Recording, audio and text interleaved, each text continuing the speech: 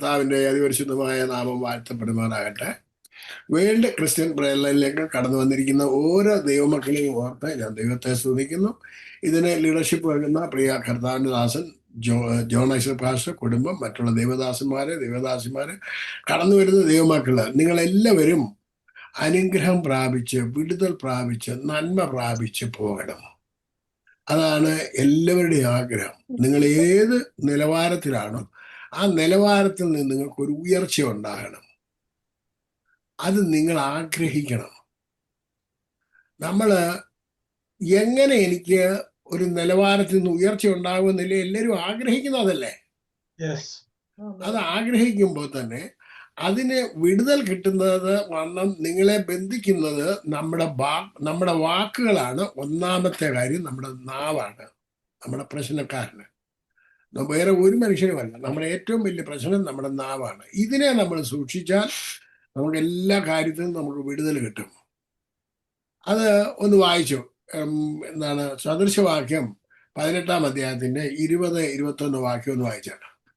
വായുടെ ഫലത്താൽ മനുഷ്യന്റെ ഉദരം നിറയും, അധരങ്ങളുടെ വിളവ് കൊണ്ട് അവന് തൃപ്തി വരും. മരണവും ജീവനും നാവിന്റെ അധികാരത്തിൽ ഇരിക്കുന്നു, അതിലിഷ്ടപ്പെടുന്നവർ അതിന്റെ ഫലം അനുഭവിക്കും.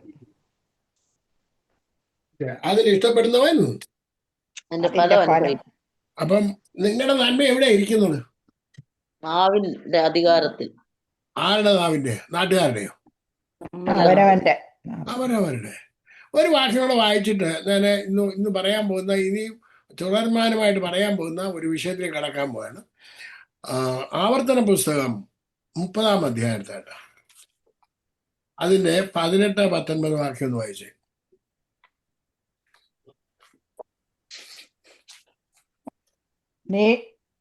നീ യോർദാൻ കടന്ന് കൈവശമാക്കുവാൻ ചെല്ലുന്ന ദേശത്തെ ദീർഘായുസ്സോടിരിക്കാതെ നിശ്ചയമായിട്ട് നശിച്ചു പോകുമെന്ന് ഞാൻ ഇന്ന് നിങ്ങളെ അറിയിക്കുന്നു.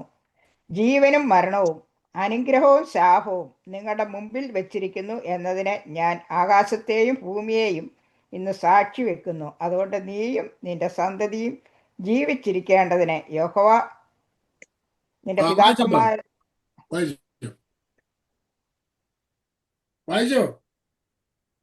ജീവിച്ചിരിക്കേണ്ടതിനും യഹോവ നിന്റെ പിതാക്കന്മാരായ അബ്രഹാമിനും ഇസാക്കിനും യാക്കോബിനും കൊടുക്കുമെന്ന് സത്യം ചെയ്ത ദേശത്തെ നീ പാർപ്പാൻ തക്കവണ്ണം നിന്റെ ദൈവമായ യഹോവയെ സേവിക്കുകയും അവന്റെ വാക്ക് കേട്ടനുസരിക്കുകയും അവനോട് ചേർന്നിരിക്കുകയും ചെയ്യേണ്ടതിനും ജീവനെ തിരഞ്ഞെടുത്തുകൊള്ളുക.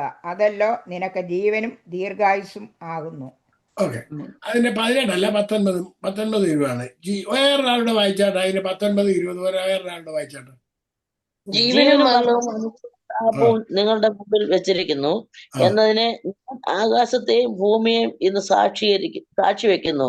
അതുകൊണ്ട് നീയും സന്തതിയും ജീവിച്ചിരിക്കേണ്ടതിനും യഹോവ നിന്റെ പിതാക്കന്മാരായ അബ്രഹാമിനും ഇസ്ഹാക്കിനും യാക്കോബിനും കൊടുക്കുമെന്ന് സത്യം ചെയ്ത ദേശത്ത് നീ പാർക്കുവാൻ തക്കവണ്ണം നിന്റെ ദൈവമായ യഹോവയെ സ്നേഹിക്കുകയും അവന്റെ വാക്ക് കേട്ടനുസരിക്കുകയും അവനോട് ചേർന്നിരിക്കുകയും ചെയ്യേണ്ടതിനും ജീവനെ തിരഞ്ഞെടുത്തുകൊള്ളുക.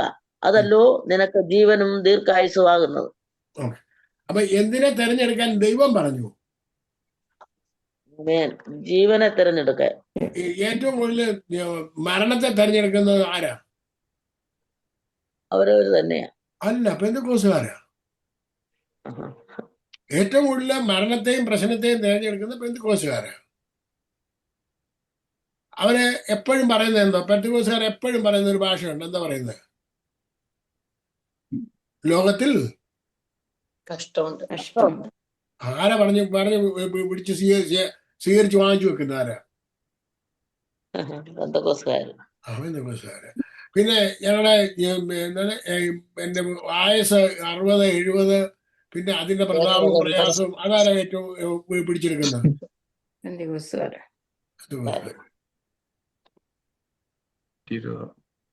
എന്തിനാണ് ഈ ആവശ്യമില്ലാത്ത തെരഞ്ഞെടുക്കുന്നത്? പിന്നെ നീതിമാന്റെ അനർത്ഥങ്ങൾ അസംഖ്യങ്ങളാണ്. തെരഞ്ഞെടുക്കുന്നത്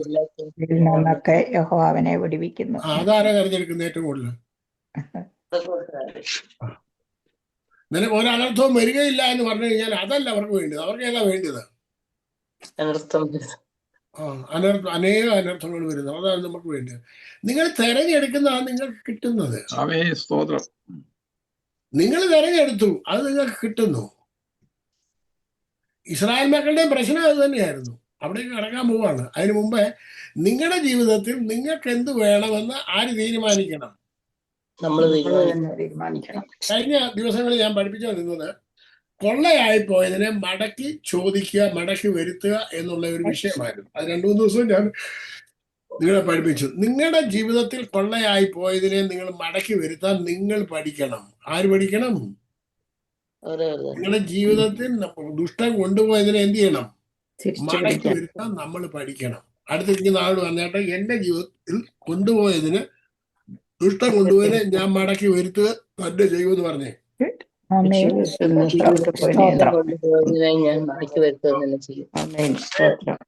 ഓക്കെ, അത് നിങ്ങൾ ഇതൊന്ന് വായിച്ചാട്ടെ. ഒരു പ്രത്യേകം വായിക്കേണ്ട കാര്യമാണ്. ഈ ആവർത്തന പുസ്തകം 28-ാം അധ്യായത്തിന്റെ 7-ാമത്തെ വാക്യം ഒന്ന് വായിച്ചാട്ടെ. 28-ന്റെ എതിർക്കുന്ന ശത്രുക്കളെ യഹോവ നിന്റെ മുമ്പിൽ തോൽക്കുമാറാക്കും. അവർ ഒരു വഴിയായി നിന്റെ നേരെ വരും, 7 വഴിയായി നിന്റെ മുമ്പിൽ നിന്ന് ഓടിപ്പോകും. ഓക്കെ, ഇനി അതിന്റെ ലേവ്യ പുസ്തകം 26-ാം അധ്യായത്തിന്റെ 7-8 വാക്യം ഒന്ന് വായിച്ചാട്ടെ.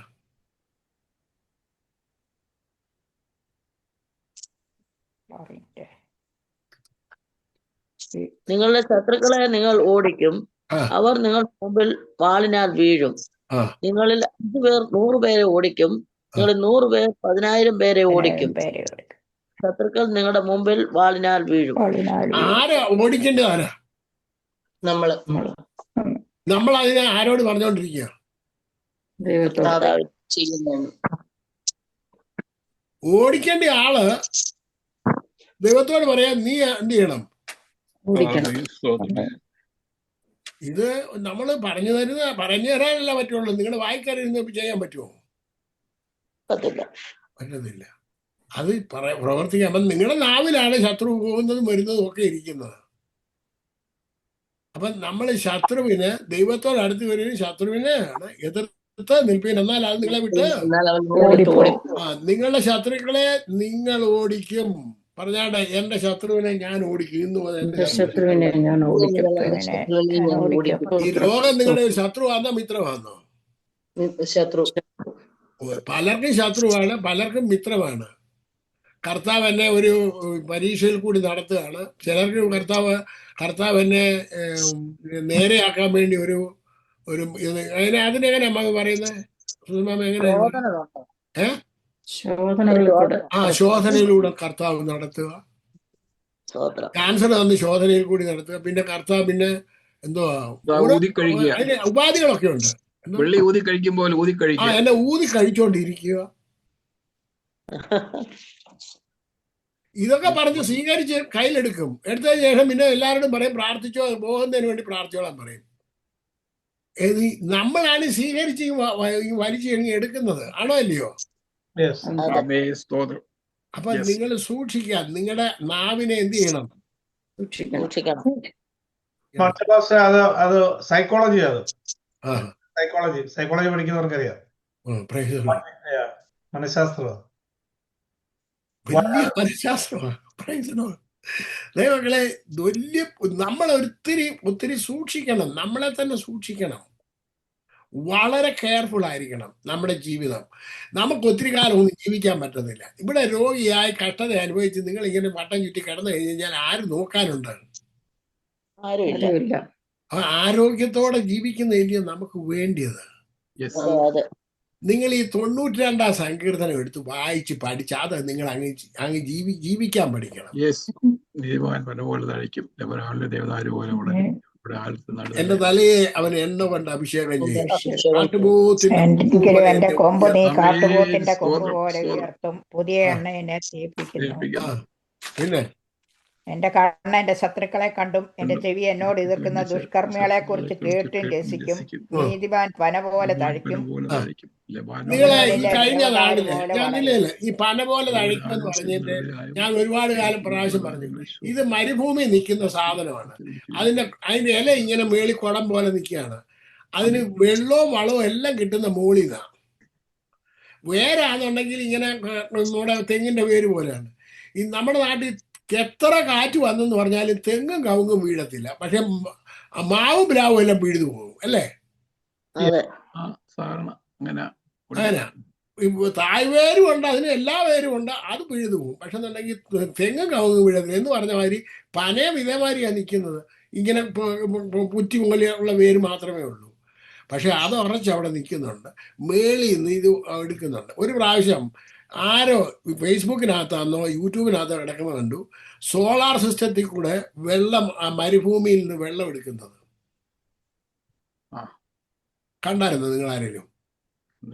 സോളാർ സിസ്റ്റത്തിൽ കൂടെ വെള്ളം മരുഭൂമിയിലെ സോളാർ സിസ്റ്റം വെച്ചിരിക്കുന്നത് അവിടുന്ന് വെള്ളം എടുക്കുന്നത് ഭയങ്കര പരിപാടിയാണ്. അപ്പൊ സ്വർഗത്തിലെ ദൈവം മരുഭൂമിയിൽ എന്തോ ഉണ്ടാക്കി വെച്ചിട്ടുണ്ട്. അവിടെ വെള്ളം കൊടുത്തിട്ടുണ്ട് ഇത് ജീവിക്കാൻ, പനയ്ക്ക് ജീവിക്കാൻ. അപ്പൊ മരുഭൂമിയിലെ പന പോലെ തഴയ്ക്കേണ്ടവരാണ് വയ്യായി എന്ന് പറഞ്ഞ് കിടക്കുന്നത്. സ്തോത്രം. പണ്ടൊക്കെ നമ്മുടെ അമ്മച്ചിമാര് അരി ഇടിക്കുമായിരുന്നു, നെല്ല് കുത്തുമായിരുന്നു, എന്തൊക്കെ ചെയ്യുമായിരുന്നു, എല്ലാ പണിയും ചെയ്യുമായിരുന്നു. ഇപ്പത്തെ അമ്മച്ചിമാരും അപ്പച്ചന്മാരും ഒന്നും കായ് കൊണ്ട് മേയ് ചൊറിയത്തില്ല. പിന്നെ രോഗമല്ലാതെ പിന്നെന്തോ വരും. എഴുന്നേറ്റ് ഇന്ന് വല്ലൊക്കെ ചെയ്യണമെന്നേ. Praise the Lord. നമുക്ക് ഇന്ന് മുതല് നിങ്ങളെ പഠിപ്പിക്കാൻ പോകുന്നത് ഡു നോട്ട് ലിമിറ്റ് ഗോഡ്. ദൈവത്തെ എന്ത് ചെയ്യരുത്? പരിമിതപ്പെടുത്തരുത്. ആരാ ദൈവത്തെ പരിമിതപ്പെടുത്തുന്നത്? ആരാ? നമ്മുടെ വാക്കുകൾ കൊണ്ട് നമ്മൾ ദൈവത്തെ എന്ത് ചെയ്യുന്നു? പരിമിതിപ്പെടുത്തുന്നു. അല്ലെന്നുണ്ടെങ്കിൽ നമ്മൾ നമ്മുടെ വാക്കിനാൽ ദൈവത്തിന്റെ പ്രവൃത്തിയെ നമ്മൾ എന്ത് ചെയ്യും? ലിമിറ്റ് ചെയ്യുന്നു. അത് നിർത്തണം. എന്ത് ചെയ്യണം? അത് ആര് നിർത്തണം? നമ്മൾ ഓരോരുത്തരും നിർത്തണം. നമുക്ക് നോക്കാം. എന്താണ് സങ്കീർത്തനം 78-ാം സങ്കീർത്തനം നിർത്താണ്ട്. 78-ാം സങ്കീർത്തനത്തിന്റെ 40-41 വാക്യം ആദ്യം മലയാളത്തില് പിന്നെ ഇംഗ്ലീഷിൽ വായിച്ചിട്ട്. മരുഭൂമിയിൽ അവർ എത്ര പ്രാവശ്യം അവനോട് മത്സരിച്ചു, ശൂന്യ പ്രദേശത്തെ എത്ര പ്രാവശ്യം അവനെ ദുഃഖിപ്പിച്ചു. അവർ പിന്നെയും പിന്നെയും ദൈവത്തെ പരീക്ഷിച്ചു, ഇസ്രായേലിന്റെ പരിശുദ്ധനെ മുഷിപ്പിച്ചു. മതി. അത് ഇനി മലയാളത്തിൽ വായിച്ചെന്നെ മുഷിപ്പിച്ചു എന്ന് മാത്രമേ ഉള്ളൂ.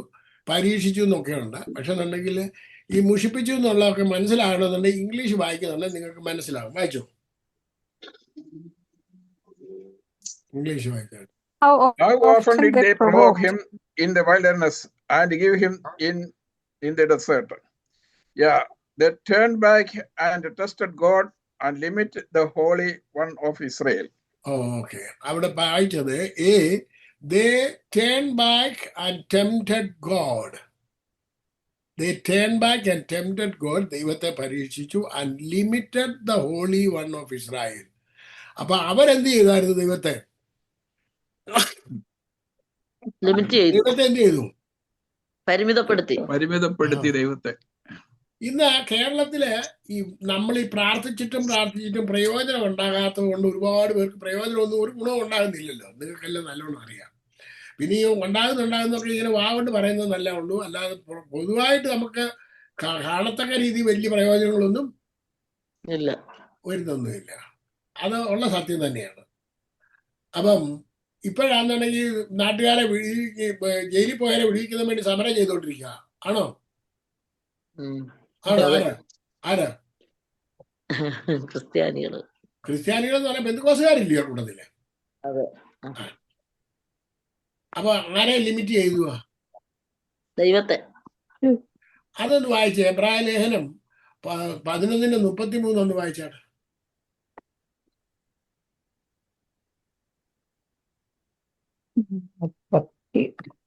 33. വിശ്വാസത്താൽ അവർ രാജ്യങ്ങളെ അടക്കി, നീതി നടത്തി, വാഗ്ദത്തം പ്രാപിച്ചു, സിംഹങ്ങളുടെ വായ അടച്ചു. അപ്പൊ വിശ്വാസം നിങ്ങൾക്ക് എന്തൊക്കെ ചെയ്യാൻ സാധിക്കും? രാജ്യങ്ങളെ അടക്കാനുള്ള സാധിക്കും, പിന്നെ നീതി നടപ്പി കൊണ്ടുവരാൻ സാധിക്കും, പിന്നെന്താ ചെയ്യാൻ പറ്റും? വാഗ്ദത്തം പ്രാപിച്ചു, സിംഹങ്ങളെ പോലെ ഉള്ളവന്റെ സിംഹങ്ങളുടെ വായ പറ്റുമോ? പറ്റുമോ പറ്റത്തില്ലയോ? പറ്റും. എന്നിട്ട് ഇവരിപ്പോ എന്താ ചെയ്തോണ്ടിരിക്കുക? സമരം ചെയ്തോണ്ടിരിക്കുക. ആരെ കൊണ്ട് വായടപ്പിക്കാൻ നോക്കുക? സമരം കൊണ്ട്. അപ്പൊ നമ്മുടെ ദൈവത്തിന് എന്തോ ഇല്ല, കഴിവില്ല. അത്രേ ഉള്ളൂ. ദൈവത്തെ ലിമിറ്റ് ചെയ്തു. ആരാ? അനിൽ കൊടിത്തോട്ടം. ആരാ അനിൽ കൊടിത്തോട്ടം എന്ന് പറഞ്ഞു കഴിഞ്ഞാൽ? ആരാ? കേരളത്തിലെ മലയാളി പെന്തക്കോസുകാരുടെ ഏറ്റവും പ്രഗത്ഭനായ പണ്ഡിതനാണോ അല്ലയോ? വേദ പണ്ഡിതനാണോ? ചെറിയ മനുഷ്യനൊന്നുമല്ല, ആണോ? ചരിത്രമൊക്കെ നന്നായിട്ട് അറിയാം. അപ്പൊ അദ്ദേഹം ചരിത്രപ്രകാരമായി മഹാത്മാഗാന്ധിയുടെ അസിസ്റ്റന്റ് ആയിട്ട് അങ്ങ് മാറിയിരിക്കുകയാണ്. ദൈവമക്കളെ, ഇതാണ് ഇന്നത്തെ വിശ്വാസ കോളം പോകുന്നത്. ഏത് നിലവാരത്തിലാണ് പോകുന്നത്? നിങ്ങളുടെ ജീവിതത്തിൽ പ്രാർത്ഥിച്ചിട്ടും പ്രയോജനമില്ല എന്ന് പറയുന്ന ഒരുപാട് പേരെ എനിക്കറിയാം. ഞാന് ഇന്ന് ഒരു പ്രസംഗം കേൾക്കാനിടയായി, കെന്നത്ത് ഹേഗന്റെ. ആദ്യമായിട്ട് പുള്ളിയുടെ ആ പ്രസംഗം ഞാൻ കേൾക്കുകയാണ്. കോടതിയിലെ വിഷയം. ഞാൻ നിങ്ങളെ കോടതി പഠിപ്പിക്കാൻ തുടങ്ങി 2019 മുതൽ കോടതിയെ കുറിച്ച് പഠിപ്പിക്കാൻ തുടങ്ങി. പക്ഷെ എന്നുണ്ടെങ്കിൽ ഇന്ന് ആദ്യമായിട്ടാണ് അദ്ദേഹം കോടതിയുടെ കാര്യം പറയുന്നത്, സ്വർഗീയ കോടതിയെ പറ്റി.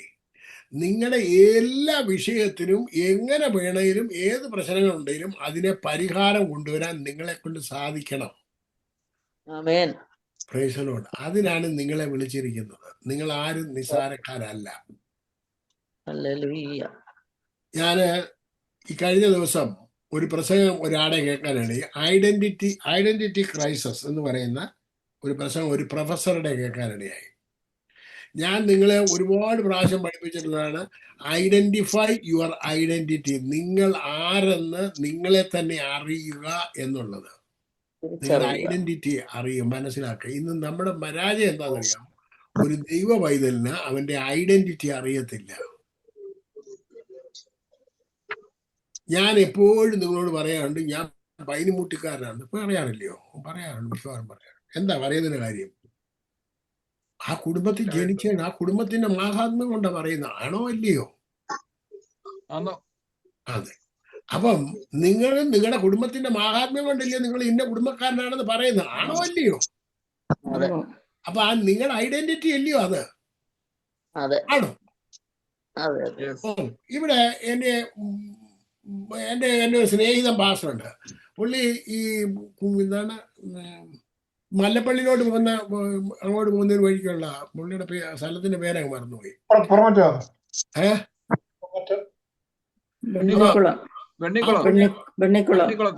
വെണ്ണിക്കുളമൊക്കെ കഴിഞ്ഞിട്ട് അങ്ങോട്ട് പോകുന്ന ഒരു വഴിക്കാ. കീഴ്വായ്പൂര്. അതെന്റെ അമ്മ വീടാക്കി. അവിടെ പൊട്ടക്കുഴി എന്നാ ഈ പുള്ളിയുടെ വീട്ടുപേര്. പൊട്ടക്കുഴി. പുള്ളി പറയും പൊട്ടക്കുഴിയില്ലേ ഞാൻ. അപ്പൊ നമുക്കത് തോന്നുന്നു അത് നിസാരമാണെന്ന്. പക്ഷെ പുള്ളി ആ പൊട്ടക്കുഴി എന്ന് പറയുന്നതിനകത്ത് ഭയങ്കരമായിട്ടുള്ള ആ സന്തോഷത്തിലാണ് പറയുന്നത്. നിങ്ങളെ ഓരോ കുടുംബത്തിനും അതിൻ്റെതായിട്ടുള്ള മാഹാത്മ്യം ഉണ്ടോ ഇല്ലയോ? ഉണ്ട്. അപ്പം നിങ്ങൾ ജനിച്ചത്, നിങ്ങൾ ഇന്നടത്താണ് ജനിച്ചത്. അപ്പം നിങ്ങൾ ഒരു ദൈവ പൈതലായി ദൈവത്തിന്റെ ഭവനത്തിൽ ജനിച്ചു വീണപ്പോ അതിനൊരു മാഹാത്മ്യം ഇല്ലയോ? നിങ്ങൾ ദൈവത്തോടു കൂടെ സ്വർഗത്തിൽ ഇരിക്കുന്നവരല്ലേ ഇപ്പോഴ്. പിന്നെ ഇരിക്കുമോ ഇല്ലയോ എന്ന് എനിക്കറിയത്തില്ല. പിന്നത്തെ കാര്യം എനിക്കറിയത്തൊന്നുമില്ല. ഇപ്പൊ നിങ്ങൾ സ്വർഗത്തിലായിരിക്കുന്ന കർത്താവിന്റെ വലത്തുഭാഗത്ത് കയറി ഇരിക്കുക എല്ലാവരും. എന്നിട്ട് അവിടെ ഇരുന്നോണ്ട് എന്തോ ചെയ്തോണ്ടിരിക്കുക? യാചകരെ പോലെ എന്തോ ചെയ്തോണ്ടിരിക്കുക? അവിടെ ഇരുന്നോണ്ട് ഓർഡർ കൊടുക്കാനുള്ള സ്ഥലമാണ്. അങ്ങനെയുള്ളവരാ നിങ്ങളാരും. പിന്നെ അതിനുശേഷം ഞാൻ ഒരു കാര്യം മാത്രം പറയാനായിട്ട് വിട്ടുപോയതുണ്ട്. എപ്പോഴും പറയാന്നുണ്ടെങ്കിൽ അതിനെ എംഫസൈസ് ചെയ്ത് ഒരിക്കലും പറഞ്ഞിട്ടില്ല. ആദ്യജാതന് കഴിഞ്ഞ ദിവസം ഉൽപ്പത്തി പുസ്തകം പഠിപ്പിച്ചപ്പോഴാണ് അത് പഠിപ്പിക്കണമെന്ന് എനിക്ക് മനസ്സിൽ വന്നത്. ഈ എല്ലാവർക്കും ഏശാവിനെ വലിയ ഇഷ്ടമാണ്. നമ്മുടെ ബന്ധുക്കോസുകാർക്കെല്ലാം ഉപദേശിമാർക്കെല്ലാം ആരെയും ഇഷ്ടം? ഏശാവിനെ ഇഷ്ടം. എല്ലാവരും കുറ്റം പറയുന്ന ആരെയാ? യാക്കോബിനെ. എന്തോ ഒരു സന്തോഷത്തോടെ യാക്കോബിനെ കുറ്റം പറയുന്നത് അറിയാം. എന്തിനാണ് ഈ യാക്കോബ് ഈ ഒരു മിനിറ്റ് നേരത്തെ ആദ്യജാതൻ എന്നുള്ള പദവിക്ക് വേണ്ടി പിടിച്ചത്? എന്തിനു വേണ്ടിയായിരുന്നു? ആദ്യജാതന്റെ അനുഗ്രഹങ്ങള് ഡബിൾ പോർഷൻ ആണ്. Okay, double portion. പിന്നെ അത്രയും മാത്രം അറിഞ്ഞാൽ പോരല്ലോ. അനുഗ്രഹങ്ങൾ മുഴുവനും കുടുംബത്തെ ലീഡ് ചെയ്യുന്നത്. എന്നിട്ട് ആയം പോയ ഒരു വടി കൊണ്ടല്ല പോയത്. ഒരു വടിയും പിടിച്ചോണ്ട് ഓർദാനക്കരെ പോയത്. അതാണ്ട് നിങ്ങൾ വടിയും പിടിച്ചോണ്ട് ഒരു കൂനി ഒരു കൊച്ചൻ പോവാ, 10-17 വയസ്സുള്ള ഒരു കൊച്ചൻ നേരിട്ട് വടിയും പിടിച്ചു പോവാ. അവനെ കണ്ടിട്ട് ആരെങ്കിലും പറയാം അനുഗ്രഹിക്കപ്പെട്ട ഇസഹാക്കിന്റെ അനുഗ്രഹിക്കപ്പെട്ട പൈതലാ പോകുന്നത് നിങ്ങൾ വല്ലതും പറയുമോ? അതോ ഏശാവാണോ അനുഗ്രഹിക്കപ്പെട്ടവന്? റിബേക്കയോട് തന്നെ വാഗ്ദത്തം പറഞ്ഞായിരുന്നു നേരത്തെ യാക്കോബിനെ. ഇളയവനെ സേവിക്കുമെന്നുള്ള വാഗ്ദത്തം. അതല്ല അവിടെ കിടക്കട്ടെന്ന്. ഇത് ആദ്യന്നുള്ള പിടിച്ചെടുത്ത ആദ്യം ഞാനീ ചോദിക്കുന്നത്. അതുകൊണ്ടുള്ള ഗുണം എന്താണെന്നുള്ളതാണ്. കുടുംബത്തിന്റെ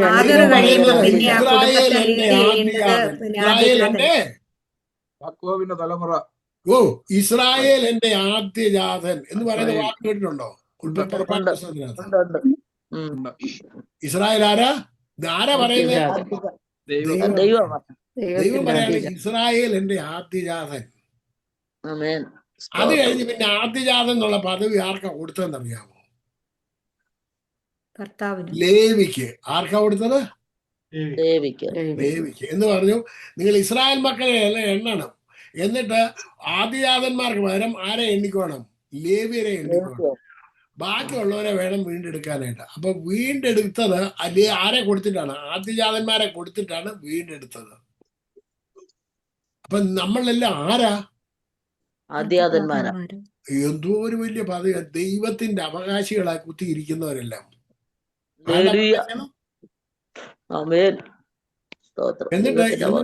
എന്നിട്ട് കുത്തിയിരുന്ന് എന്തോ ചെയ്തോണ്ടിരിക്കുക? കരഞ്ഞുകൊണ്ടിരിക്കുകയാണെന്നേ. ഭയങ്കര പദവിയാ. അതിനെക്കുറിച്ച് വേറൊരു ദിവസം പഠിപ്പിക്കാം. ഭയങ്കരമായിട്ടുള്ള പദവിയാ, ഉന്നതമായ പദവിയാ. സ്വരൂപത്തോട് അനുരൂപരാകാനാ നമ്മളെ വിളിച്ചിരിക്കുന്നത്. ആരാണ് കണ്ടായിരിക്കുന്നത്? നിങ്ങൾ നിസ്സാരക്കാരാന്നോ? ആ ചേസ് ജോസഫിന്റെ പ്രസംഗം കേൾക്കാന്നെ നിങ്ങൾ മുഴുവൻ പാപികളായിട്ടാണ് മാറും. പാപബോധം വരുത്തിക്കൊണ്ടിരിക്കുക പുള്ളി. എനിക്കത് അറിയത്തില്ല, പാപബോധം വരുത്താൻ. എനിക്ക് നിങ്ങൾ ആരാണെന്ന് പറഞ്ഞ് നിങ്ങളെ ദൈവസന്നിധിയിൽ ഉയർത്താനേ എനിക്കറിയത്തുള്ളൂ. ഏതാ വേണ്ടത്? പാപിയാകണോ അതോ നിങ്ങൾ ദൈവസന്നിധിയിൽ ഉയർച്ച പ്രാപിക്കണോ? ഉയർത്തണം.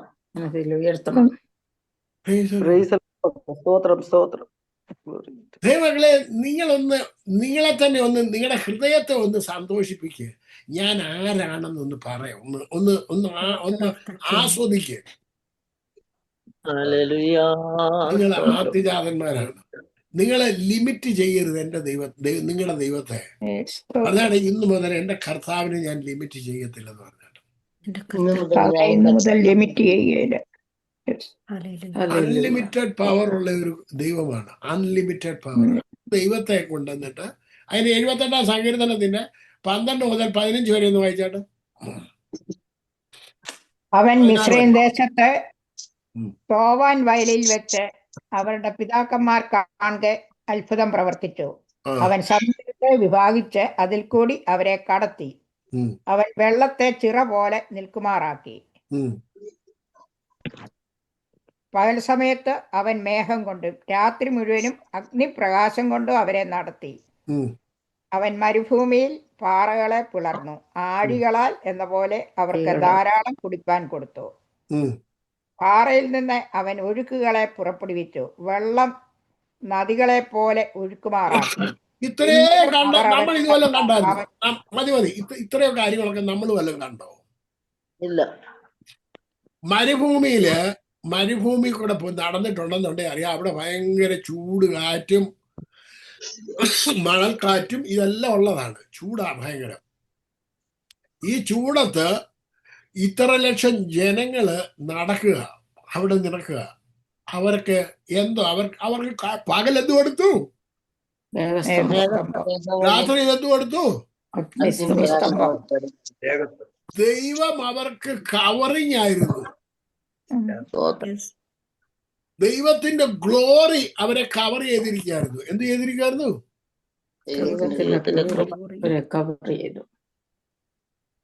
കർത്താവിന്റെ ദാസി സൂസൻ മാമ ഗൾഫിലൊക്കെ ഉണ്ടായിരുന്നില്ലയോ? എങ്ങനെ മരുഭൂമി പോയി കണ്ടിട്ടുണ്ടോ?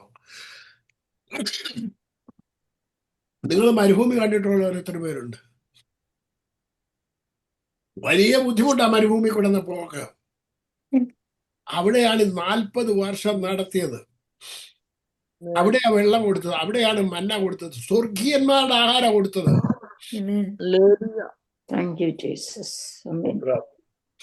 സ്വർഗീയ ആഹാരം കൊടുത്തു. അതും എങ്ങനെയാണെന്നറിയാം, ഫ്രീസറിൽ വെച്ച് കൊടുത്തിറങ്ങുന്നത്. അകത്തോട്ട് മണ്ണിലോട്ട് ഇടുന്ന എവിടെ? ഐസിനകത്ത് പൊതിഞ്ഞ എവിടോട്ട് ഇടുന്നത്? മണ്ണിലോട്ട് ഇടുന്നത്. ഐസിനകത്തുനിന്ന് ഇങ്ങനെ പറക്കിയെടുത്താ മതി. എന്തോ അവരുടെ മണ്ണ് പോലും വെള്ളാതെ വല്ല പാക്ക് ചെയ്താ വന്നേക്കുന്നത്. അത്രയ്ക്ക് മനോഹരമായിട്ട് നടത്തി. മരുഭൂമിയില് നമ്മുടെ നാട്ടില് എത്ര കോഴിക്ക് അരക്കാടെന്ന് പറയുന്നത്? 10 കോഴിക്കോ 100 കോഴിക്കോ എത്ര? 1000 കോഴിക്ക് അരക്കാട. ഇവർക്ക് കാടയാ മൂക്കിന്ന് വരുന്ന പോലെ തിന്നാൻ കൊടുത്തത്.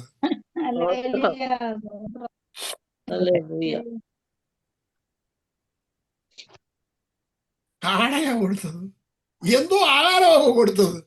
എന്നിട്ടും ഇവരെന്ത് ചെയ്തു? വെറുത്തു. പെന്തക്കോസ്തുകാരുടെ പെറുപെറുപ്പിന്റെ കാരണം എന്താണെന്നറിയാം? കിട്ടിയിട്ടും പെറുപെറുപ്പല്ലാതെ വേറെ വല്ലതും ഉണ്ടോ? ഇന്ന് നമ്മുടെ പെന്തക്കോസ്ത് നേതാക്കന്മാര് കാണിക്കുന്ന കൊള്ളരുതാഴികൾ നിങ്ങളൊന്ന് കണ്ടു കഴിഞ്ഞാൽ നിങ്ങൾക്കെല്ലാം അറിയാം. മറ്റവരെ പിന്നെ പോയി അത് പിന്നെ തീർന്നു കിടക്കാന്ന് പറയാം. നിങ്ങളൊന്ന് ചിന്തിച്ചു നോക്കിയേ, ഈ ജനം എന്തുമാത്രം ജനം ഇവരെ ഇപ്പൊ തന്നെ നിങ്ങളൊന്ന് ചിന്തിച്ചു നോക്കിയേ. നമ്മുടെ മലയാളി സമൂഹം തന്നെ എന്തുമാത്രം ഉണ്ട്. ഉയർച്ചയിലേക്ക് കൊണ്ടുപോകേണ്ടതല്ലയോ? ഉന്നതമായ നിലവാരത്തിൽ കൊണ്ടുപോകേണ്ടിയല്ലോ ഈ നാശത്തിലേക്ക് വലിച്ചയച്ചുകൊണ്ടിരിക്കുന്നത്. എന്തുമാത്രം രോഗികളായി കിടക്കുന്നു. എന്താ കാരണം? എന്തുമാത്രം പ്രയാസത്തിൽ കൂടെ മനുഷ്യൻ കടന്നുപോയി. എന്താ കാരണം? ഇവരുടെ എല്ലാം പ്രവൃത്തികളാണ്. അതുകൊണ്ട് നമുക്കൊരു ചേഞ്ച് നിങ്ങൾ തന്നെ വരുത്തണം.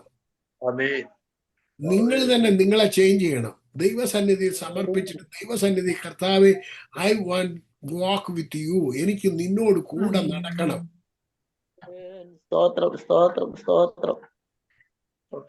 ഞാൻ നിന്നെ ഒരു നാളും കൈവിടുകയില്ല, ഉപേക്ഷിക്കുകയില്ല എന്നാണ് കർത്താവ് പറഞ്ഞിരിക്കുന്നത്. ആണോ?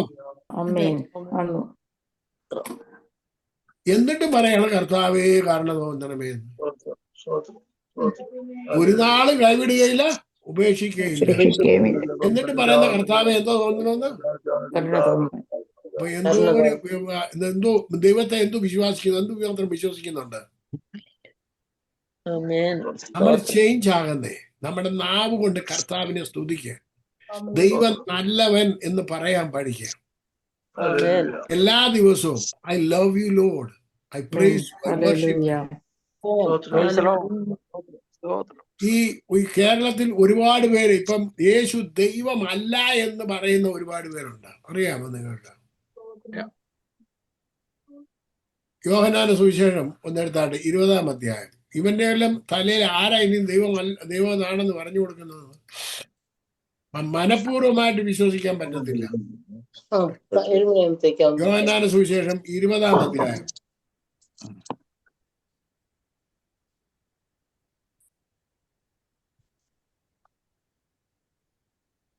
ഓക്കെ, അതിന് 26 മുതൽ വായിച്ചാട്ടെ. 8 ദിവസം കഴിഞ്ഞിട്ട് പിന്നെയും ശിഷ്യന്മാർ അകത്ത് പിന്നെയും കൂടിയിരിക്കുമ്പോൾ അകത്തുകൂടിയിരിക്കുമ്പോൾ തോമസും ഉണ്ടായിരുന്നു. ആ. വാതിൽ അടച്ചിരിക്കെ യേശു വന്ന് നടുവിൽ നിന്നുകൊണ്ട് നിങ്ങൾക്ക് സമാധാനം എന്ന് പറഞ്ഞു.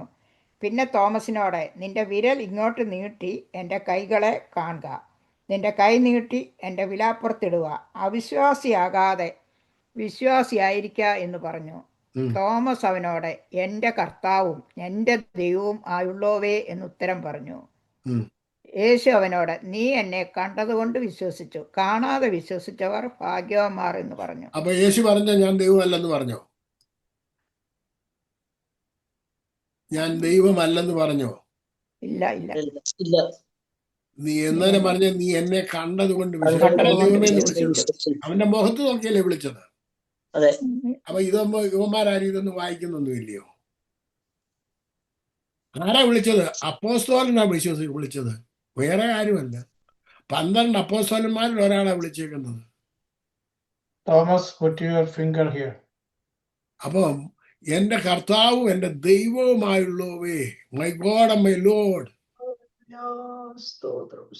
അപ്പം നമ്മുടെ ദൈവം നമുക്ക് വേണ്ടി ഇത്രയും കാര്യങ്ങളൊക്കെ ചെയ്തിട്ടും നമ്മൾ എന്ത് ചെയ്യരുത്? ലിമിറ്റ് ചെയ്യാതെ കർത്താവിൽ നിന്നും നമ്മുടെ ജീവിതത്തിലെ എല്ലാ തുറകളിലും അനുഗ്രഹം പ്രാപിക്കാൻ നിങ്ങൾ പഠിക്കണം.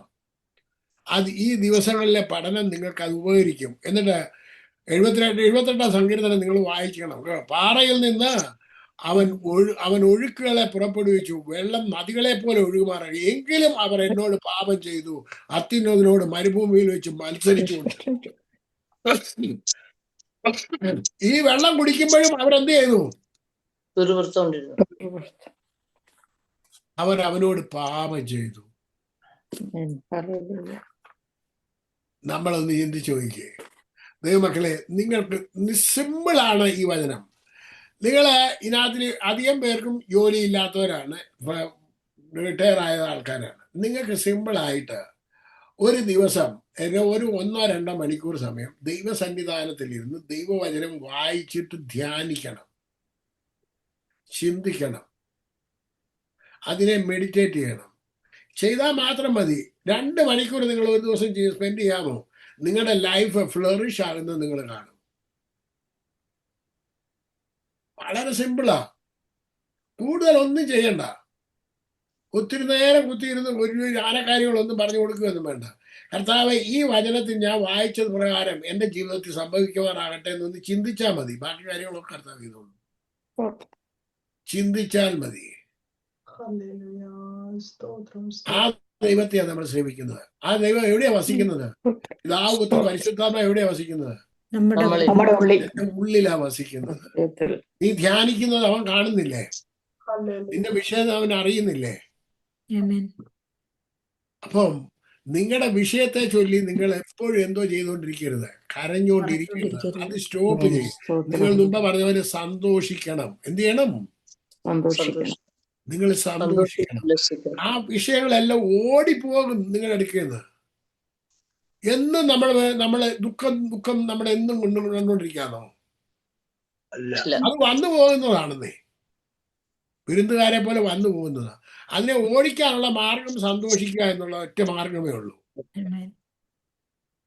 നിങ്ങളുടെ ദുഃഖത്തെ, നിങ്ങളുടെ പ്രതികൂലത്തെ നിങ്ങൾക്ക് ഓടിക്കാനുള്ള മാർഗം സന്തോഷിക്കുക എന്നുള്ള ഒറ്റ കാര്യമുള്ളൂ. കർത്താവിൽ സന്തോഷിക്കുക. Rejoice in the Lord. അടുത്തത്, അവർ തങ്ങളുടെ കൊതിക്ക് ഭക്ഷണം ചോദിച്ചുകൊണ്ട് അവർ ഹൃദയത്തിൽ ദൈവത്തെ പരീക്ഷിച്ചു. നോക്കി, എവിടെയാണ് പരീക്ഷിച്ചത്? ഹൃദയത്തിൽ ദൈവത്തെ പരീക്ഷിച്ചു. അതിനടുത്ത വാക്യം വായിച്ചാട്ടെ. അവർ ദൈവത്തിന് വിരോധമായി സംസാരിച്ചു. മരുഭൂമിയിൽ മേശ ഒരുക്കുവാൻ ദൈവത്തിന് കഴിയുമോ? അവൻ പാറയെ അടിച്ചു, വെള്ളം പുറപ്പെട്ടു. മരുഭൂമിയിൽ എന്തൊരുക്കാൻ? മേശ ഒരുക്കുവാൻ ദൈവത്തിന് ഈ കഴിയും. മരുഭൂമിയിലെ കാറ്റില്ലാതെ, വെയിലില്ലാതെ നിന്നെ പരിപാലിച്ച് എയർ കണ്ടീഷൻ അതുകൂടെ കൊണ്ടുപോകുന്ന മാതിരി നിന്നെ നടത്തിയിട്ട് അവർ ചോദിക്കുന്നത് മേശ ഒരുക്കാൻ സാധിക്കുമോ? എന്തോ നല്ല നീതിയുള്ള ചോദ്യമാണ് ചോദിച്ചത്. അല്ല, വിശ്വാസം. നമ്മള് ഓരോ പ്രശ്നം, അയ്യോ എന്റെ കുഞ്ഞിനെ ഇനി പഠിപ്പിക്കുന്ന കാര്യം എങ്ങനെയാ? നീ എന്തിനാ ഭാരപ്പെടുന്നത്? കുഞ്ഞിനെ തന്നത് അവനില്ലയോ? അന്നോ മക്കളെ തന്ന അവനില്ലയോ? അവനറിയത്തില്ല അവനെ എങ്ങനെ പഠിപ്പിക്കേണ്ടതെന്ന്, എവിടെ കൊണ്ടെത്തിക്കണമെന്ന് അവനറിയത്തില്ലയോ? അറിയാമോ അറിയത്തില്ലയോ? പറഞ്ഞേ. നിങ്ങൾ എന്തിനാ ഭാരപ്പെടുന്നതെന്ന്? നിങ്ങൾ ഒന്നിനെ കുറിച്ച് എന്ത് ചെയ്യരുത്. അതാണ് പരീക്ഷിക്കുക. കർത്താവിനെ പരീക്ഷിക്കുന്ന അവിടെ വെച്ചാണ്. നിങ്ങൾ വിചാരപ്പെടുന്നതോടെ കർത്താവിനെ എന്തോ ചെയ്തുകൊണ്ടിരിക്കുകയാണ്. കർത്താവിന് കഴിയുമോ, കർത്താവ് ചെയ്യുമോ, കർത്താവ് ചെയ്യുമോ, കർത്താവെ അങ്ങനെ നിങ്ങൾ ഭാരപ്പെടുന്നു ഒന്നിനെ കുറിച്ചും. പറഞ്ഞാട്ടെ, എനിക്ക് കുടുംബത്തെ തന്ന എന്റെ ദൈവമാണ്, എനിക്ക് കുഞ്ഞുങ്ങളെ തന്ന എന്റെ ദൈവമാണ്, അവൻ പുലർത്തുവാൻ ശക്തനാണ്, അവനെയാണ് ഞാൻ സേവിക്കുന്നത്. ദൈവമക്കളെ, നിങ്ങൾ ഒന്നിനെ കുറിച്ച് എന്ത് ചെയ്യരുത്.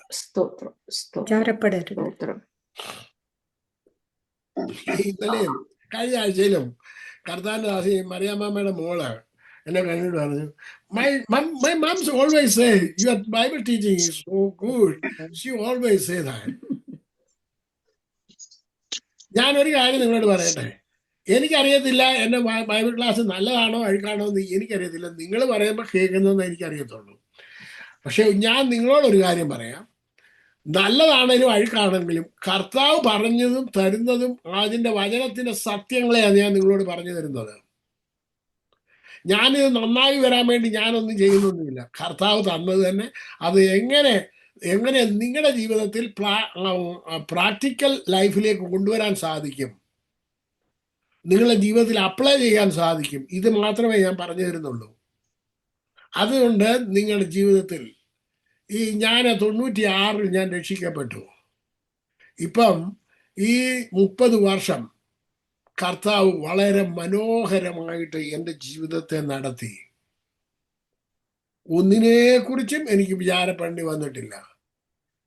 കർത്താവിൻ്റെ ആശയം നിങ്ങൾ പറഞ്ഞ പോലെ ഞാൻ 2007 മുതലേ എൻ്റെ വൈഫ് മാത്രമേ ജോലി ചെയ്യുന്നുള്ളൂ. ഒരുപാട് രാജ്യങ്ങളിൽ പോയി, ദേശങ്ങളിൽ പോയി, 3 പുസ്തകം എഴുതി, 20,000 കോപ്പി ചെയ്ത് കൊണ്ടുവന്ന് ഫ്രീ ആയിട്ട് കൊടുത്തത്. എന്തെല്ലാം കാര്യങ്ങൾ ചെയ്തു. ഇന്നലെ ഒരാൾ എന്നോട് വിളിച്ചിട്ട് ചോദിച്ചു, അച്ഛൻ എന്താ പോകാത്തത്? അച്ഛൻ പോച്ച, അച്ഛനെ കൊണ്ട് കഴിക്കു വെച്ച എന്ന് പറഞ്ഞിട്ട് ഒരാൾ വിളിച്ചിട്ട് പറയുന്നത് കേട്ടു. ദൈവമക്കളെ, ഞാൻ നിങ്ങളോട് പറയട്ടെ, പോകാൻ ആരോഗ്യം മാത്രം എനിക്ക് വേണ്ടിയുള്ളൂ, വേറൊന്നും എനിക്ക് വേണ്ട. കാരണം ഞാൻ പണത്തെ പറ്റി ചിന്തിക്കുന്ന ആളല്ല. എൻ്റെ കർത്താവ്, എൻ്റെ അപ്പൻ ഭയങ്കര പണക്കാരനാണ്, അപ്പൻ്റെ കയ്യിലാണ് മുഴുവനും ഉള്ളത്. പിന്നെ ഞാൻ എന്തിനാ പണത്തെ പറ്റി വിചാരപ്പെടുന്നത്? എന്നോട് ഒരാൾ ചോദിച്ചു, നിനക്ക് ഇത് എവിടെ നിന്നാണ് ഈ പണമൊക്കെ? ഞാൻ പറയും, ഞാൻ എന്തിനാ പണത്തെ പറ്റി വിഷമിക്കുന്നത്? എൻ്റെ അപ്പൻ ആരാന്നറിയാമോ? എൻ്റെ അപ്പൻ ആരാ? സകലത്തിന്റെ ഉടയവനാണ്. അവന്റെ ഉള്ളവനാ. പിന്നെ ഞാനെന്തിനാ വിഷമിക്കുന്നത്? ഞാൻ പോകുന്നിടത്ത് എൻ്റെ അടുക്ക വരുമെന്ന് പറഞ്ഞാട്ടെ. എന്റെ കുഞ്ഞ് പഠിക്കാൻ പോകുന്നിടത്ത് അവിടെ പണം വരും. നിങ്ങൾ വിഷമിക്കുന്ന കാര്യമില്ല. നിങ്ങൾ വിഷമിക്കാതിരിക്കുമോ? നിങ്ങൾ ഭാരപ്പെടാതിരിക്കുമോ? എന്റെ കുഞ്ഞിന്റെ വിവാഹം എങ്ങനെ നടക്കും? എന്നോട് എല്ലാവരും എന്റെ കുഞ്ഞി മോള് ജനിച്ചപ്പോൾ പോലെ പറഞ്ഞു, നമുക്കിവിടെ ബാങ്ക് ബാലൻസ്, ബാങ്ക് അക്കൗണ്ട് തുടങ്ങണം, മറ്റേ തുടങ്ങണം, മറിച്ചേ തുടങ്ങണം എന്ന് പറഞ്ഞു. ഇവിടെ ഒരു ഉദ്യോഗവും ഞങ്ങളിവിടെ ശേഖരിച്ചു വെച്ചില്ല. ഏറ്റവും മനോഹരമായിട്ട് നടത്തി 2 പേരെ വിവാഹം. എങ്ങനെ നടന്നു എന്ത് നടന്നു എനിക്കറിയത്തില്ല. ഏറ്റവും മനോഹരമായിട്ട് നടത്തി, അത്രയും മാത്രമേ എനിക്കറിയാം. എന്തോ മോടെ കല്യാണത്തിന് വന്നിട്ടുണ്ട്. ഓനെ കല്യാണത്തിന് വന്നവരാരെങ്കിലും ഇതിനകത്തിലുണ്ടോ? ആർക്കറിയാം. വന്നോ ഇതിനകത്തിൽ ആരും ഇല്ലെന്ന് തോന്നുന്നു. വന്നായിരുന്നോ? വന്നായിരുന്നു. വീഡിയോ ഒക്കെ എടുത്തില്ല. ഞാൻ നിങ്ങളോട് പറയട്ടെ, ദൈവം മനോഹരമായിട്ട് എല്ലാ കാര്യങ്ങളും ചെയ്തു തരുന്ന ദൈവം. നിങ്ങൾ ഡോണ്ട് വറി അബൌട്ട് എനിത്തിങ്. നിങ്ങൾ ദൈവത്തെ ലിമിറ്റ് ചെയ്യരുത്. ഇവരെല്ലാം എന്ത് ചെയ്തു? അവർ ദൈവത്തിന് വിരോധമായി പാറയെ അടിച്ചു, വെള്ളം പുറപ്പെട്ടു, തോടുകളും കവിഞ്ഞൊഴുകി. എന്നാൽ അപ്പം കൂടെ തരുവാൻ അവന് കഴിയുമോ? തന്റെ ജനത്തെ മാംസം വരുത്തി കൊടുക്കുമോ? ഇയ്യോട, പാറയ്ക്കകത്തുനിന്ന് വെള്ളം തന്നു കഴിഞ്ഞവന് മാംസം വരുത്തി കൊടുക്കാൻ പറ്റുമോ എന്ന് ചോദിക്കുന്നു. ചെങ്കടലിനെ വിഭാഗിച്ച്, ഹലോ, ചെങ്കടലിനെ ഉണങ്ങിയ നിലമാക്കി കൊടുത്തവന് അതിനകത്തുനിന്ന് മീനെ പിടിച്ചു കൊടുക്കാനുള്ള ബുദ്ധിമുട്ട്. മീനെ കൊടുക്കാൻ ബുദ്ധിമുട്ടുണ്ടോ? ബുദ്ധിമുട്ടുമില്ല. അയ്യോ, എന്തോ ചിന്തയാ നമ്മളെ.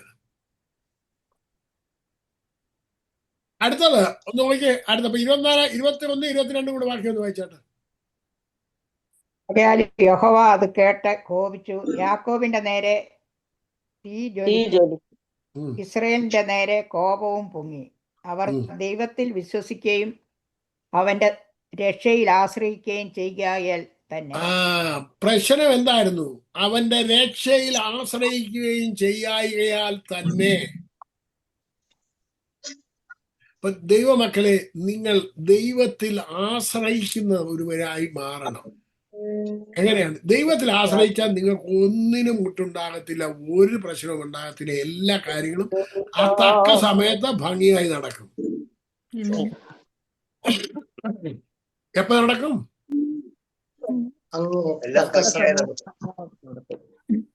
തക്ക സമയത്ത് എല്ലാം എങ്ങനെ നടക്കും?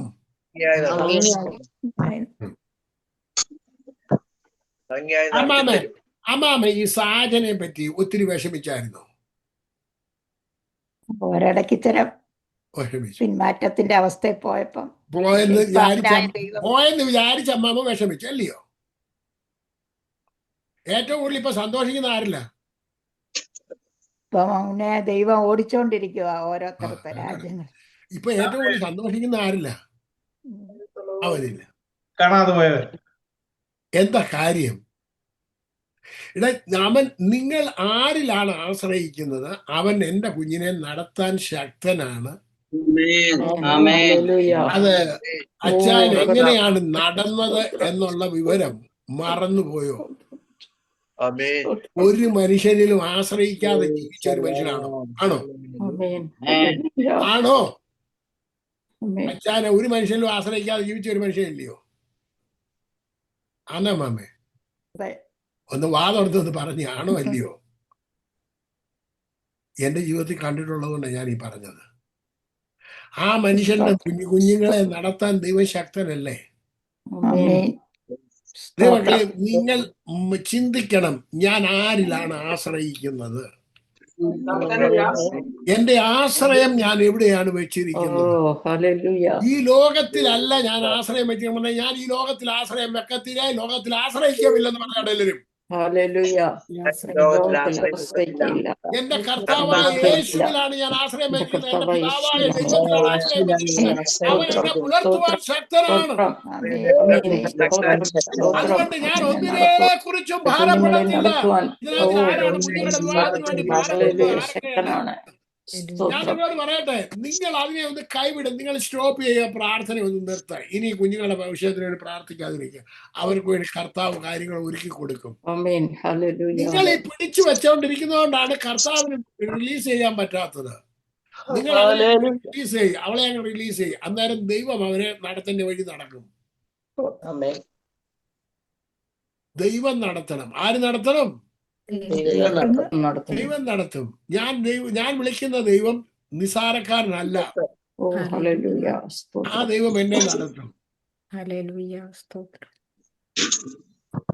ദൈവമക്കളെ, ഞാൻ നിങ്ങളോട് ഇത് പറഞ്ഞു വന്നതിന് ചുരുക്കം എന്നാന്നറിയാം. അവര് ജീവിതകാലം മുഴുവൻ അവരെന്ത് ചെയ്തു? ദൈവത്തെ ലിമിറ്റ് ചെയ്തു. ഒരു വാക്യോടെ വായിച്ച് അതുകൂടെ വിവരിച്ചിട്ട് ഞാനിവിടെ അവസാനിപ്പിക്കാം. ഒരുപാട് കാര്യങ്ങളുണ്ട്. അടുത്ത എല്ലാ ആഴ്ചയിലും നമുക്ക് അതിന് കുറേശ്ശെ ഇടുവാം. ആ എബ്രായ ലേഖനം 3-ാം അധ്യായം 8 മുതൽ 11 വരെയുള്ള വാക്യങ്ങളൊന്ന് വായിച്ചാട്ടെ. ഇന്ന് നിങ്ങൾ അവന്റെ ശബ്ദം കേൾക്കുന്നുവെങ്കിൽ മരുഭൂമിയിൽ വെച്ച് പരീക്ഷാ ദിവസത്തിലെ മത്സരത്തിൽ എന്ന പോലെ നിങ്ങളുടെ ഹൃദയം കഠിനമാക്കരുത്. അവിടെ വെച്ച് നിങ്ങളുടെ പിതാക്കന്മാർ എന്നെ പരീക്ഷിച്ചു. 40 ആണ്ട് എന്റെ പ്രവൃത്തികളെ കണ്ടിട്ടും എന്നെ ശോധന ചെയ്തു. അതുകൊണ്ട് എനിക്ക് ആ തലമുറയോട് നീരസം ഉണ്ടായി. അവർ എപ്പോഴും തെറ്റിപ്പോകുന്ന ഹൃദയമുള്ളവർ എന്നും എന്റെ വഴികളെ അറിയാത്തവർ എന്നും ഞാൻ പറഞ്ഞു. അവർ എന്റെ സ്വസ്ഥതയിൽ പ്രവേശിക്കുകയില്ല എന്ന് ഞാൻ എന്റെ ക്രോധത്തിൽ സത്യം ചെയ്തു. സഹോദരന്മാരെ, ഇപ്പം അവരെവിടെ കയറത്തില്ലെന്നാ പറഞ്ഞത്? അവര് കേറിയോ? ഇല്ല. ഇന്നും അനേക ബന്ധുക്കോസുകാർക്ക് എന്തോ ഇല്ല. എന്താ കാര്യം? ദൈവത്തെ പരീക്ഷിച്ചോണ്ടിരിക്കുക. കണ്ണുനീരും നിലവിളി വെറുപ്പേ ഉള്ളൂ. ഒരു സ്വസ്ഥതയും ഇല്ലാത്ത ഒത്തിരിയും പേരുണ്ട്. ഇതിന്റെ 4-ാം അധ്യായത്തിന്റെ 1-2 വാക്യം ഒന്ന് വായിച്ചാൽ, അവർ നമ്മളെ പോലെ അവന്റെ സ്വസ്ഥതയിൽ പ്രവേശിപ്പാനുള്ള വാഗ്ദത്തം ശേഷിച്ചിരിക്കയാൽ നിങ്ങളിൽ ആർക്കെങ്കിലും അത് ലഭിക്കാതെ പോയി എന്ന് വരാതിരിപ്പാൻ നാം ഭയപ്പെടുക. അവരെ പോലെ നാമും ഒരു സദ്വർത്തമാനം കേട്ടവർ ആകുന്നു. എങ്കിലും വിശ്വാസമായി പരിണമിക്കായകൊണ്ട് കേട്ട വചനം അവർക്ക് ഉപകാരമായി വന്നില്ല. അപ്പൊ കേട്ട വചനം അവർക്ക് ഉപകാരമായിട്ട് വന്നില്ല. അപ്പൊ നമ്മൾ കേൾക്കുന്ന വചനം നമുക്ക് വല്ല ഉപകാരമായിട്ട് വരുന്നുണ്ടോ? ചോദ്യം നിങ്ങളോട് തന്നെ ചോദ്യം, നിങ്ങൾ കേൾക്കുന്ന ഏതെങ്കിലും വചനം നിങ്ങൾക്ക് ഉപകാരമായിട്ട് വരുന്നുണ്ടോ ഇല്ലയോ? ഇല്ലാത്തുണ്ടെന്നുണ്ടെങ്കിൽ അത് കേൾക്കാൻ എന്ത് ചെയ്യരുത്? പോകരുത്. നിങ്ങൾ കേൾക്കുന്ന വചനം നിങ്ങൾക്ക് എന്തായിട്ട് മാറണം? പ്രയോജനമുള്ളതായി മാറണം, ഉപകാരമുള്ളതായി മാറണം. അവ ഉപകരിക്കത്തക്ക രീതിയിൽ ഉള്ളതായിരിക്കണം. അതിനെ നിങ്ങൾ ഉപയോഗിക്കണം. അവർക്ക് പറ്റിയത് കേട്ട വചനം അവർക്ക് എന്തായിട്ട് വന്നില്ല? അത് പോയി കൈവശമാക്കാൻ പറഞ്ഞു. അവര് പോയി നോക്കിയിട്ട് വന്നിട്ട് പറഞ്ഞു, നമ്മളെ കൊണ്ട് പറ്റത്തില്ല, നമ്മളെ കൊണ്ട്. അത് തന്നെ ബന്ധുക്കോസുകാരും പറയുന്നത്. ഞങ്ങളെ കൊണ്ട് പറ്റത്തില്ല കർത്താവേ, ഞങ്ങൾക്ക് പറ്റും, എല്ലാം നിനക്ക് കഴിയും കർത്താവേ, നിനക്ക് കഴിയാത്ത ഒന്നുമില്ല കർത്താവേ. ഇതല്ലേ അവരും പറയുന്നത്? ആണോ? ദൈവമക്കള് പറയുന്നത് അതല്ലയോ? നീ പോയി കൈവശമാക്കാൻ വേണം, നീ നിന്റെ ശത്രുക്കളെ ഓടിക്കണമെന്നില്ലയോ കർത്താവിന്റെ പ്രോഗ്രാം? ആണോ അല്ലയോ? നിങ്ങളുടെ രോഗത്തെ ആരോടിക്കണം? നിങ്ങളെ ശത്രു ആണോ രോഗം? ആണോ? അപ്പൊ അതിനെ ആരോടിക്കണം? 7 വഴിയായിട്ട് ഓടിക്കേണ്ട ജോലി ആരുടേതാ?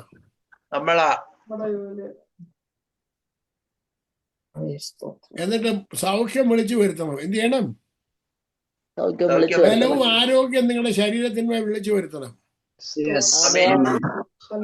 നിങ്ങൾ വിളിച്ചു വരുത്തണം. അല്ലാതെ അതിനെ പിടിച്ച് കെട്ടിപ്പിടിച്ചോണ്ടിരിക്കരുത്. പനി പിടിച്ചു, പനി പിടിച്ചാൽ എന്ത് ചെയ്യും? പിടിച്ച് കിടത്തും. പനി പിടിച്ചാൽ കിടത്തും. അപ്പൊ കിടത്താൻ സമ്മതിക്കരുത്, ഇറങ്ങി പോകാൻ പറയണം. എന്നെ കിടത്താൻ വന്നിരിക്കാന്നോടെ ഓ വന്നിരിക്ക, എന്നെ ഇരുത്താൻ വന്നിരിക്കുക അല്ലേ, കിടത്താൻ വന്നിരിക്കുക, ഇറങ്ങടാ വെളിയെന്ന് പറയണം. ആര് പറയണം? ആര് പറയണം? ശത്രുവിനോട് എതിർത്ത് നിൽക്കണം. അത് നിങ്ങളെ വിട്ട് നിങ്ങൾ ദൈവത്തിന്റെ മക്കളാണ്, ആദ്യജാതന്മാരാണ് എല്ലാവരും. പുരുഷനും സ്ത്രീയൊന്നും വ്യത്യാസമൊന്നുമില്ല. ആദ്യജാതന്മാരെന്ന് പറഞ്ഞു കഴിഞ്ഞാൽ ഒരു ലിംഗമേ ഉള്ളൂ. സ്ത്രീ പുരുഷ വ്യത്യാസമൊന്നുമില്ല. അവിടെ ആദ്യജാതന്മാരാണ്. നിങ്ങൾ ഒറ്റ കാര്യം ചെയ്താൽ മതി. നിങ്ങൾ ദൈവസന്നിധിയിൽ ശ്രേമമായിട്ട് നിന്നിട്ട് യേശുവിന്റെ നാമത്തിൽ നീങ്ങിപ്പോക എന്ന് പറഞ്ഞു കഴിഞ്ഞാൽ അത് നിങ്ങളെ അനുസരിച്ചിരിക്കും. അതുകൊണ്ട് ദൈവത്തെ ലിമിറ്റ് ചെയ്യാതെ ഇന്ന് മുതൽ ഒരു പുത്തൻ അനുഭവത്തിൽ ജീവിപ്പാൻ നിങ്ങളെ എല്ലാവരെയും ദൈവം സഹായിക്കട്ടെ എന്ന് പറഞ്ഞുകൊണ്ട് എൻ്റെ വാക്കുകളെ അവസാനിപ്പിക്കുന്നു. ദൈവത്തിന്റെ കൃപ നിങ്ങളോട് എല്ലാവരോടും കൂടെ ഇരിക്കുമാറാകട്ടെ.